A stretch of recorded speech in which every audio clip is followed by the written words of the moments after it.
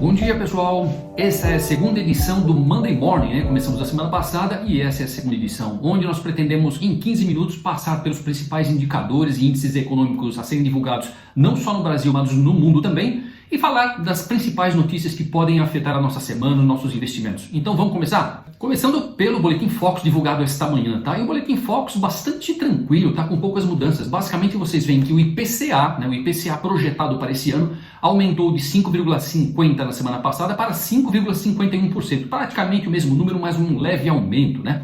Para 2026, aí sim o IPCA aumentou de 4,22% na semana passada, agora previsto para 4,28% em 2026. Para 2027, nada mudou. IPCA mantido, previsto em 3,90% nesse momento. O PIB não mudou em nenhum dos horizontes de tempo. Permanece 2,06% previsto o crescimento do PIB para este ano de 2025, de 1,72% de crescimento para 2026 e 1,96% em 2027. Até esse momento, todos os horizontes de PIB se mostram com um crescimento previsto bastante inferior ao que nós tivemos em 2024. O câmbio, nada mudou, pessoal, e nenhum horizonte também. Na semana passada prevíamos um câmbio fechando este ano de 2025 em R$6 e assim se mantém. A mesma coisa para 2026 com R$6 no final do ano e 2027 também mantido em R$5,93 o câmbio no final do ano. A Selic, da mesma forma, mantém-se absolutamente igual em todos os horizontes. Selic prevista para esse ano de 2025, 15%. Selic para 2026, 12,5%. E Selic em 2027, 10,38%.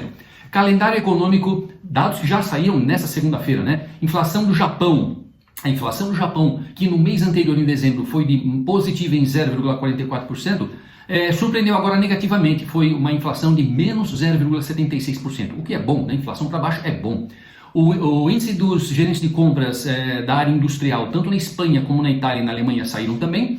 Vejo que na Espanha, né, o índice dos gerentes de compras caiu no mês anterior 53,3%, nesse mês 50,9%, ou seja, a confiança, né, ou a perspectiva do crescimento industrial para a Espanha reduziu um pouco para 50,9%, ainda marginalmente positivo. Lembra que tudo que é acima de 50 tem uma expectativa de crescimento e tudo que é abaixo de 50 é uma expectativa de decréscimo, tá? Então Espanha, apesar de ser acima de 50, caiu um pouquinho relativo ao mês anterior. Na Itália foi 46,2 pontos no mês passado e agora veio um 46,3. É positivo porque aumentou, tá? Por isso que está em verde aqui, mas ainda bem abaixo de 50, o que denota a perspectiva de uma economia em contração.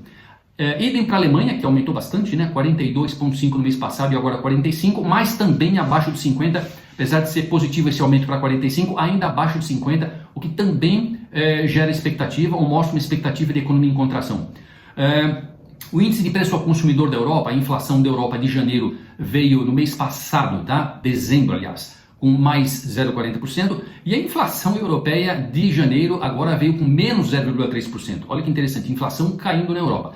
Aliás, né, o Banco Central Europeu disse que ainda deverá continuar cortes nas taxas de juros na zona do euro, porém fará com bastante cautela, né? Provavelmente tendo em vista que que o índice de preço ao consumidor, que a inflação foi negativa nesse mês aqui, o que pode significar uma contração na economia, portanto terão muito cautela com os próximos cortes, tá? Isso para o mês de janeiro. E a inflação, né, o índice de preço ao consumidor da Europa em 12 meses, que anteriormente foi no mês de dezembro, né, divulgado com 2,40% positiva, agora, fechamento de janeiro, mostra uma inflação de 2,5%. Então, se em janeiro a inflação foi negativa em 0,3%, em 12 meses ela aumentou de 2,4% para 2,5%. Para terça-feira, nós teremos a divulgação do nosso IPC-FIP, né, o Índice de Preço ao Consumidor, divulgado pela FIP, que no mês de dezembro foi de 0,34%. Veremos amanhã como virá o IPC para janeiro. Da mesma forma, o índice de preço ao produtor, né, deverá sair relativo a dezembro, né, esse sempre um pouco mais atrasado. Em novembro foi de 1,23%. Vejamos amanhã como virá o índice de preço ao produtor de dezembro. Também sairá amanhã a ata do cupom. E nos Estados Unidos nós teremos a divulgação da oferta de empregos, né, que foi de 8,1 milhões no mês de dezembro. E amanhã vamos conhecer como foi a oferta de empregos em janeiro. O estoque de petróleo também, essa aqui é uma divulgação semanal. Deverá ser divulgado amanhã o estoque de petróleo bruto nos Estados Unidos, que na semana anterior mostrou um nível de 2,9 milhões de barris. Na quarta-feira sai a produção industrial do Brasil, né, que em novembro foi de menos 0,6%, e conheceremos na quarta-feira a produção industrial de dezembro. Da mesma forma, sairá a produção industrial em 12 meses no Brasil, que até novembro em 12 meses havia sido de 1,7 pontos percentuais positivo. Teremos também na quarta-feira a divulgação do fluxo cambial, né, o fluxo cambial de estrangeiros do mês de janeiro. Em dezembro foi de menos 4,15 bilhões de reais. E a balança comercial dos Estados Unidos também sai na quarta-feira. Lembrando que essa balança comercial relativa ao mês de janeiro e em dezembro havia sido de 78,2 bilhões de dólares negativos. Na quinta-feira teremos os dados de pedidos iniciais de seguro-desemprego nos Estados Unidos. Lembrando que na semana passada foi de 207 mil novos pedidos de seguro-desemprego e veremos na quinta-feira como foi a semana passada. Na sexta-feira temos vários índices aqui no Brasil sendo divulgados, tá? O IGPDI, né, o Índice Geral de Preços DI mensal de janeiro, que veio com 0,87% em dezembro, vejamos como virá janeiro. Teremos também os dados de produção de veículos de janeiro no Brasil e de venda de veículos. Produção de veículos em dezembro foi de menos 19,5%, né? Ou seja, produzimos muito menos veículos, mas também em dezembro vendemos um pouco mais, tá? Até pela final do ano, né? O pessoal normalmente quando quer trocar de carro acaba esperando aí cair o 13º e tudo mais. Mas vejam que em dezembro a produção caiu 19,5% e a venda subiu 1,6%. Ou seja, praticamente aqui foi um consumo de estoque de carros prontos, né? Vejamos como vem então a produção e a venda de veículos de janeiro na sexta-feira. E também sairá na sexta-feira a nossa balança comercial, tá? A balança comercial de janeiro sairá. Lembrando que a balança comercial de dezembro aqui no Brasil foi de 4,8 bilhões de reais positivos. Falando um pouco agora das notícias, principais notícias, né, para começar a semana, pessoal. Nesse final de semana nós tivemos as eleições tanto na Câmara dos Deputados como no Senado, né, para o novo presidente da Câmara dos Deputados, né, e Hugo Mota ganhou. Hugo Mota é o novo presidente da Câmara dos Deputados. E no Senado, né, Davi Alcolumbre, né, está retornando à presidência do Senado após 2 anos de Rodrigo Pacheco. Basicamente, a eleição tanto de Hugo Mota como de Davi Alcolumbre não deve significar nenhuma mudança significativa nem nas prioridades, né, e nem no modus operandi do Senado e da Câmara. Não vislumbro, tá, nenhuma mudança significativa, nenhuma agenda diferente da que tem estado em foco até o momento. Ambos, né, acabaram revelando alguns detalhes, mas basicamente que a agenda econômica, né, vai predominar durante todo esse ano, pelo menos, e esse é o ponto focal, né, eu acho que eu concordo com eles, né, o ponto focal dos nossos graves problemas atuais. Quando nós falamos de agendas econômicas, eu tenho que imaginar que aí deverá haver muita discussão sobre os eventuais ajustes fiscais, e também, pessoal, sobre as emendas, né? Porque há muitos pagamentos, né, prometidos aí pelo governo nos últimos meses que acabaram não acontecendo, tá? Referente às emendas parlamentares. Então, é mais do mesmo, me parece, para esse ano relativo à agenda do Poder Legislativo. Matéria publicada esta manhã, né, segunda-feira, às 6h34 da manhã, no Investing.com, com o título Saiba como as tarifas de Trump podem afetar sua carteira e como reagir. Então vamos lá.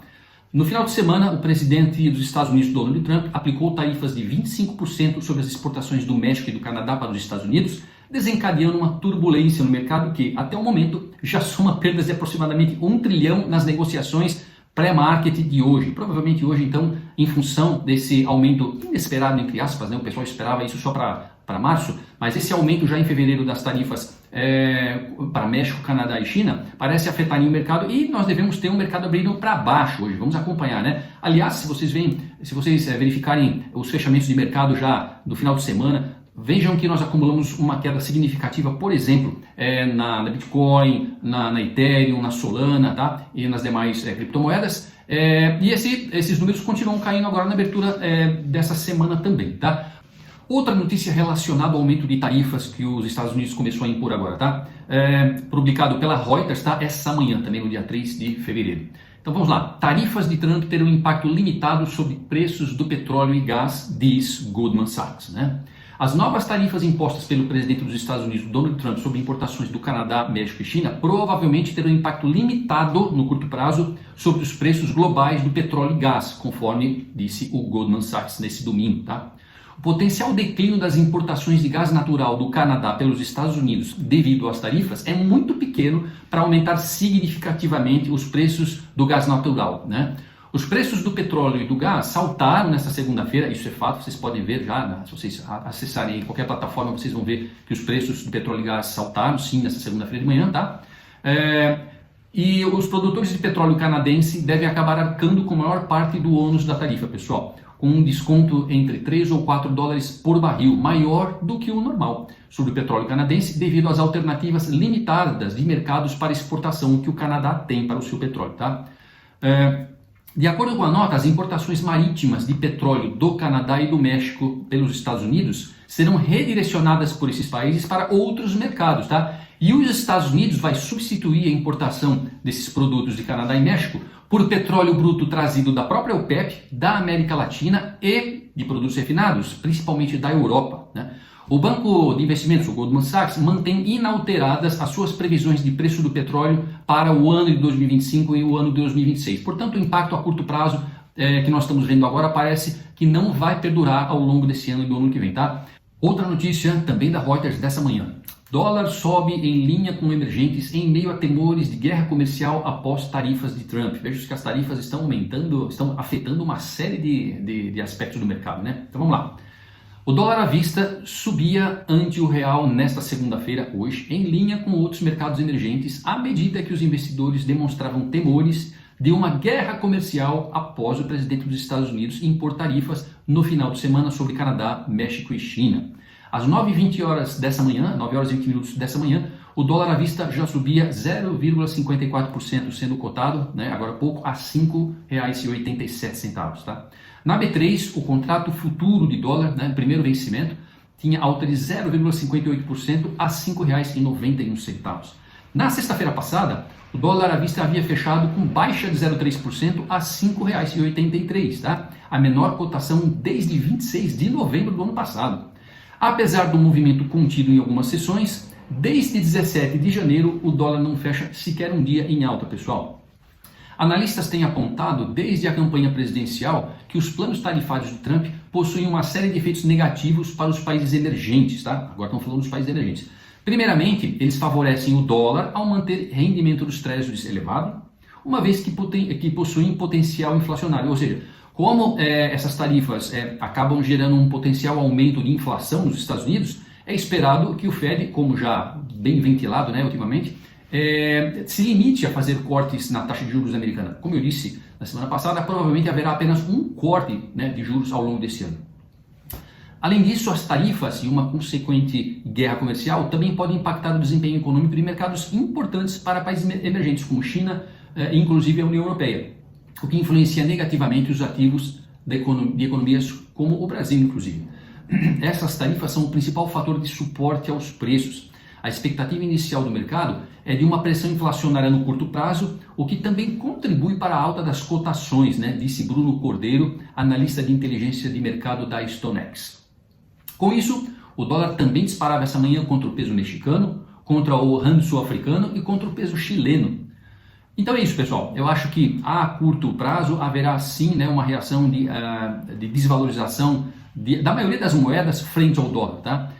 Nós vamos ter que acompanhar isso com um pouco mais de detalhe ao longo das semanas, mas a reação inicial é essa, tá? É dólar para cima contra as moedas tanto de países desenvolvidos como também frente aos países emergentes, entre eles o Brasil. Bom, então é isso, pessoal. Essas são as notícias mais quentes do momento, tá? É o que vai pegar principalmente hoje, amanhã e ao longo da semana. E qualquer novidade eu volto a falar com vocês. Desejo a todos uma excelente semana. Um abraço.